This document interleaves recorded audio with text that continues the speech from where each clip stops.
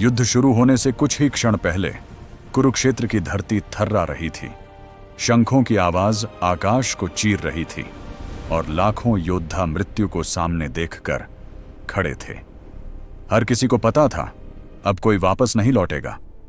लेकिन तभी इस महायुद्ध के बीच कुछ ऐसा हुआ जिसकी कल्पना किसी ने भी नहीं की थी। एक महान योद्धा जो कभी पराजित नहीं हुआ, अपने ही रथ में बैठकर कांप रहा था। उसकी आंखों के सामने थे उसके गुरु, उसके दादा, उसके मित्र, उसका अपना परिवार, और उसी क्षण उसका धनुष हाथ से छूट गया। वह समझ नहीं पा रहा था, क्या अपने ही लोगों को मारना धर्म है या उनसे लड़ने से पीछे हटना अधर्म। वह योद्धा था अर्जुना, और उसके रथ की लगाम थामे थे स्वयं भगवान कृष्णा। तब कुछ ऐसा हुआ जो पूरे मानव इतिहास में कभी नहीं हुआ। युद्ध रोक दिया गया।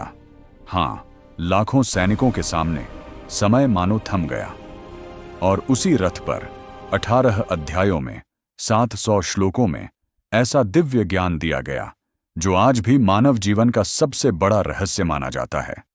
यह केवल एक पुस्तक नहीं, यह स्वयं भगवान का संदेश है, जिसे आज हम भगवद गीता के नाम से जानते हैं। कहा जाता है, जिसने इस ज्ञान को समझ लिया वह डर से, दुख से, भ्रम से और जीवन की सबसे बड़ी समस्याओं से मुक्त हो सकता है। और आज हम आपको सुनाने जा रहे हैं गीता के 18 अध्यायों का असली रस और रहस्य।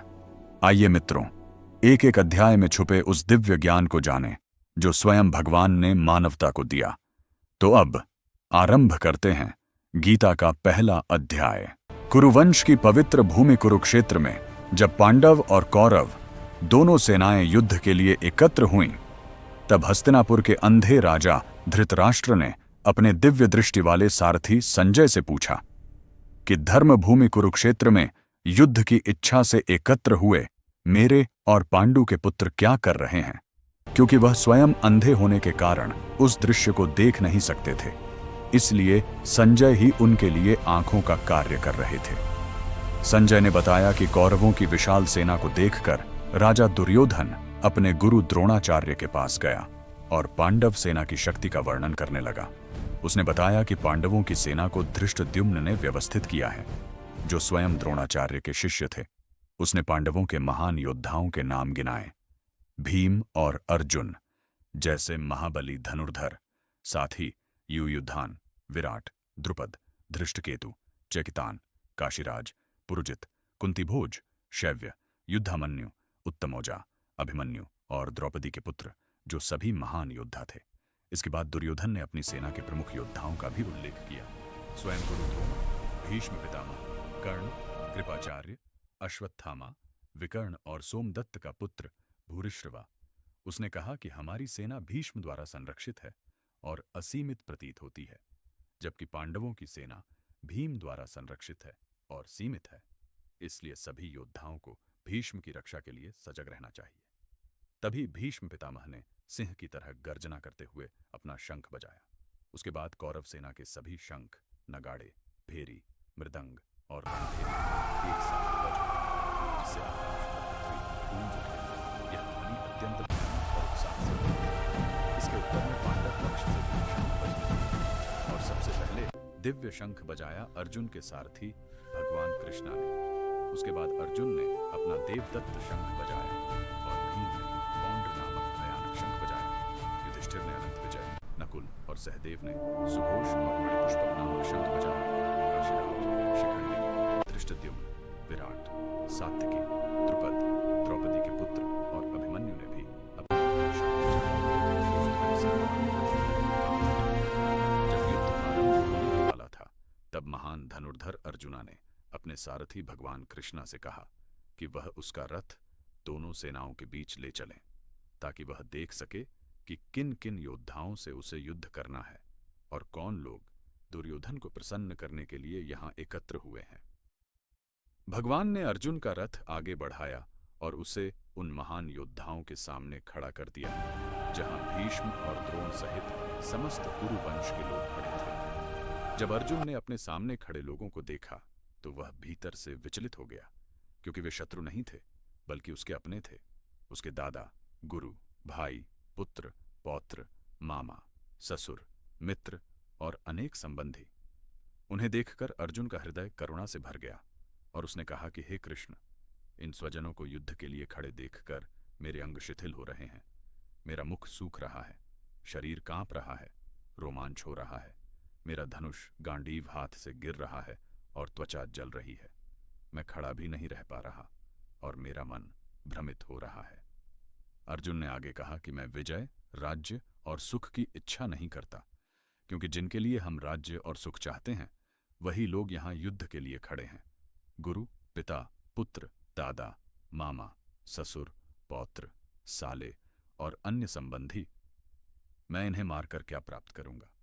तीनों लोगों का राज्य भी मिल जाए तो भी मैं इन्हें मारना नहीं चाहता। पृथ्वी के लिए तो बिल्कुल नहीं। उसने कहा कि यदि हम अपने ही कुल का नाश करेंगे तो पाप लगेगा। कुल के नष्ट होने से सनातन कुल धर्म समाप्त हो जाता है। धर्म के नष्ट होने से अधर्म बढ़ता है। स्त्रियां दूषित होती हैं, जिससे वर्ण संकर उत्पन्न होता है और समाज में अराजकता फैलती है।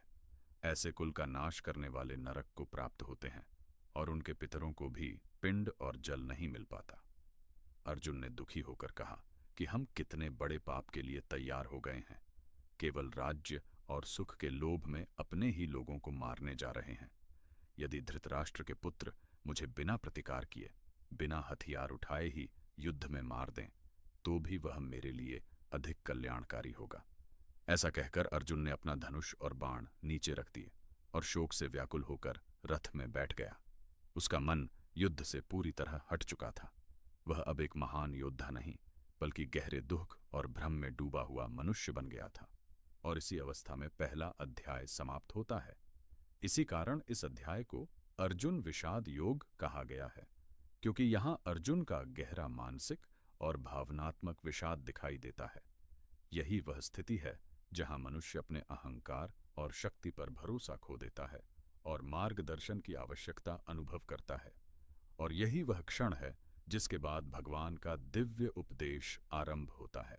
जब महान धनुर्धर अर्जुना अपने ही संबंधियों को देखकर शोक से भर उठा और उसने युद्ध करने से साफ इनकार कर दिया, तब पूरे रणक्षेत्र में एक विचित्र स्थिति उत्पन्न हो गई। लाखों सैनिक अपने अपने अस्त्र शस्त्र लेकर खड़े थे। रथों के पहिए धूल उड़ा रहे थे। हाथियों की चिंगाड़ और घोड़ों की टापों से धरती कांप रही थी। शंख बज चुके थे और मृत्यु मानो दोनों सेनाओं के बीच खड़ी प्रतीक्षा कर रही थी। लेकिन उसी क्षण पांडवों का सबसे बड़ा योद्धा अपने ही रथ में बैठा हुआ था, टूट चुका, बिखर चुका और पूरी तरह असमर्थ। उसका दिव्य धनुष गांडीव नीचे पड़ा था। वह धनुष जिसे देखकर शत्रु कांप उठते थे, आज उसी धनुष का स्वामी अपने ही आंसुओं से हार चुका था।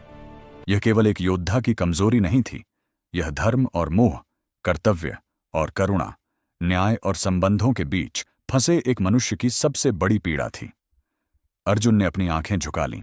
उसका शरीर कांप रहा था। मन में दया, भय, मोह और भ्रम एक साथ उमड़ रहे थे। उसे अपने गुरु द्रोणाचार्य की छवि दिखाई दे रही थी, जिन्होंने उसे युद्ध की कला सिखाई थी। उसे भीष्म पितामह का वात्सल्य याद आ रहा था, जिन्होंने उसे गोद में खिलाया था। उसे अपने भाइयों, मित्रों और संबंधियों का प्रेम याद आ रहा था, और वही प्रेम अब उसके हाथों को बांध रहा था। उसने धीमे स्वर में कहा, हे माधव, मैं इस युद्ध में कोई शुभ नहीं देखता। न मुझे विजय चाहिए, न राज्य, न सुख। जिनके लिए राज्य चाहिए वही मेरे सामने खड़े हैं। इन्हें मारकर मैं किसके साथ जीऊंगा?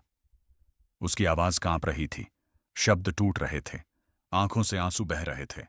उसने कहा कि यदि इन सबको मारकर भी हमें पूरी पृथ्वी मिल जाए तो भी वह राज्य मेरे लिए श्मशान जैसा होगा, रक्त से सना हुआ, पाप से भरा हुआ। ऐसा जीवन मेरे लिए व्यर्थ है। यह कहते कहते उसने अपना धनुष और बाण नीचे रख दिए। वह रथ के पिछले हिस्से में बैठ गया, सिर झुका लिया और उसकी सारी वीरता शोक के भार तले दब गई।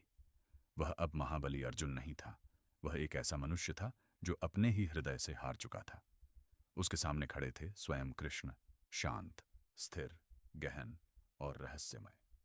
उन्होंने अर्जुन की पूरी बात बिना टोके सुनी। न उन्होंने उसे रोका, न डांटा, न तुरंत समझाया, क्योंकि वे जानते थे कि जब तक मनुष्य भीतर से टूट नहीं जाता तब तक वह सत्य को स्वीकार नहीं करता। रणभूमि में उस समय एक ऐसा मौन छा गया मानो समय स्वयं ठहर गया हो। एक ओर लाखों योद्धा युद्ध की प्रतीक्षा में खड़े थे, दूसरी ओर अर्जुन अपने ही मन के युद्ध में हार चुका था। और इस मौन के भीतर एक ऐसा रहस्य छिपा था जो आने वाले क्षणों में पूरी मानवता का मार्ग बदलने वाला था। क्योंकि जब मनुष्य अपने ज्ञान, अपने बल और अपने अहंकार पर भरोसा खो देता है, तभी वह ईश्वर के ज्ञान को ग्रहण करने योग्य बनता है। पहला अध्याय यहीं समाप्त होता है। अर्जुन शोक में डूबा हुआ है, युद्ध से इनकार कर चुका है और भगवान अभी भी मौन है। लेकिन यह मौन साधारण नहीं, यह तूफान से पहले की शांति है। अर्जुन ने धनुष रख दिया और युद्ध करने से साफ इनकार कर दिया, लेकिन उसे नहीं पता था कि अब जो होने वाला है वह केवल एक संवाद नहीं, बल्कि पूरी मानवता के लिए अमर ज्ञान बनने वाला है। अगले ही क्षण श्री कृष्ण मुस्कुराए और उन्होंने जो पहला वाक्य कहा वह अर्जुन के हृदय को झकझोर देने वाला था। उन्होंने अर्जुन को कायर कहा, उसकी कमजोरी को उजागर किया और उसे ऐसी सच्चाई सुनाई जिसे सुनकर हर मनुष्य का भ्रम टूट सकता है।